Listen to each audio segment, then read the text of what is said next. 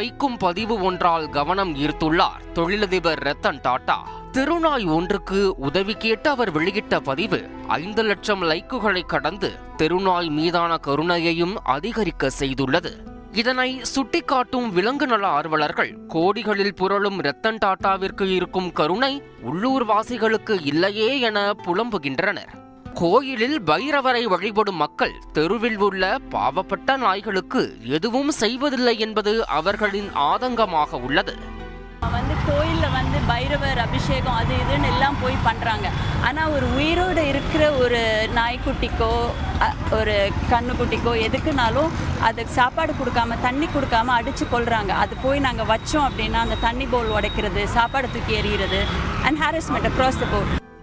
காவல் நிலையங்களிலும் விலங்குகள் வதை புகார்களை அலட்சியப்படுத்தாமல் இருந்தால் விலங்குகளுக்கு எதிரான குற்றங்கள் குறையும் என தெரிவிக்கின்றனர்.